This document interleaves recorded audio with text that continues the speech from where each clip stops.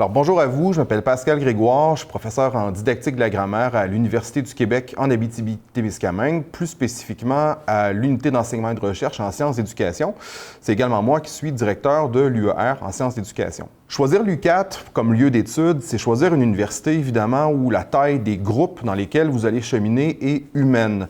C'est donc aussi choisir une université où la proximité avec les professeurs et les chargés de cours est très grande.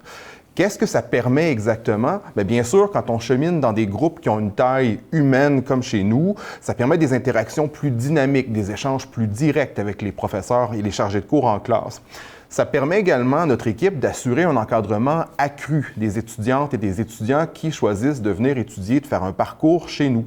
Les ressources, les chargés de cours en viennent à vous connaître par votre prénom et par votre nom, peuvent donc savoir davantage quels sont vos besoins, quelles sont vos forces et quels sont aussi peut-être vos limites ou vos défis. Ça vous permet également, le fait de cheminer dans des groupes de petite taille, de poser directement des questions, d'avoir des échanges riches avec vos pairs en classe, mais aussi avec les ressources professorales. À l'UQAT également, dans le cadre de nos programmes de baccalauréat, vous allez pouvoir, tout au long de votre formation, vivre un volet de formation pratique qui va être riche. Donc, tout au long des 4 années de votre formation, vous vivrez un stage par année qui va au départ porter davantage sur de l'observation et de l'intervention brève et qui va vous amener, au terme de votre parcours d'études, à prendre une classe en charge complètement, donc à agir exactement comme l'enseignant titulaire de la classe. Également, dans le cadre des programmes que vous allez suivre à l'UQAT, la formation générale et disciplinaire qu'on vous offre va être riche et variée et le fait que l'université soit une université de petite taille nous permet justement de vous offrir un parcours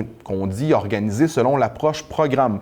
Donc, les enseignants, les professeurs, les chargés de cours sont en communication les uns avec les autres, savent ce qui est offert dans les autres cours et ça nous permet d'avoir une formation intégrée et puis unifiée. Ce qui est remarquable également à l'UQAT, c'est le fait que vous aurez accès facilement et directement à des infrastructures de qualité. C'est vrai notamment sur le point de vue des infrastructures technologiques.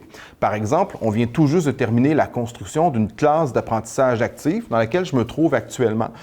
Dans cette classe d'apprentissage actif-là, ce qu'on veut offrir aux étudiants, c'est justement la possibilité de travailler autour de tableaux numériques interactifs par petits groupes pour pouvoir avoir des cours qui sont vivants où on construit les connaissances de façon collaborative et pas juste selon une pédagogie plus transmissive. Donc, vous pourrez utiliser ces tableaux numériques interactifs-là pendant les cours, par exemple pour collaborer, échanger, mais aussi pour mettre à l'essai des dispositifs que vous aurez à utiliser dans les classes québécoises. Par exemple, des trousses de littérature de jeunesse qu'on peut utiliser pour enseigner la lecture aux enfants du primaire, entre autres choses.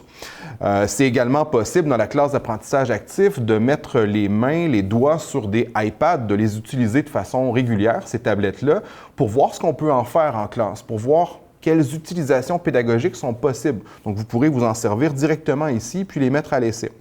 C'est même également possible d'utiliser un écran vert qu'on offre en classe pour faire des vidéos dans lesquelles on peut changer le fond, par exemple, pour pouvoir créer des vidéos pédagogiques qui seraient contextualisées, où on évolue dans un autre milieu, dans une autre époque, tout ça pouvant être utile dans l'enseignement de la géographie et de l'histoire, par exemple. Également, dans nos infrastructures technologiques, on a le matériel nécessaire et les ressources nécessaires pour parler de programmation informatique par le biais de la robotique, entre autres choses. Donc, on a beaucoup de matériel pour mettre en place des circuits de robotique qui servent à enseigner des algorithmes, des séquences de programmation aux tout-petits, comme c'est prévu dans les programmes québécois du primaire.